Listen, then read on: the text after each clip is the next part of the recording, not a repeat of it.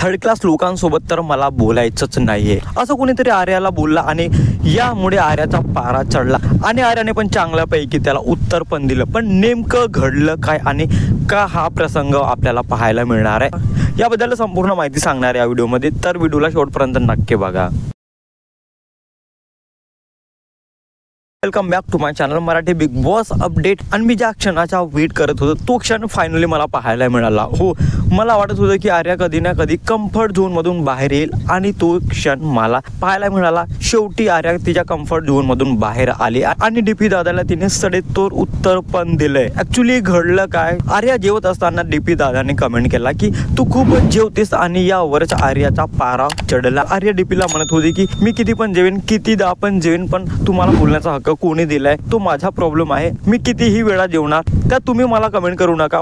पण त्यावर डीपी दादा पण बोलत होता की तू तुझा टोन बंद कर। आर्या तसेही खूप कमी बोलत असते, पण माहित नाही असं काय झालं की डीपी दादाने आर्याला टोन बंद करायला सांगितलं, पण आर्या पण काही कमी नाही। आर्या पण बोलली की मी नाही कमी करणार, मला जिथे बोलायचं तिथे बोलणारच बोलणार। आणि त्यावर डीपी दादा आर्याला बोलतो की ठीक आहे, मग मी पण बोलणार, मला पण जसं बोलायचं मी पण बोलणार। तर आर्या पण बोलते की मी इथं तुमचं ऐकायला नाही आली आहे। डीपी पण आर्याला बोलतो की मी पण इथे ऐकायला नाही आलो।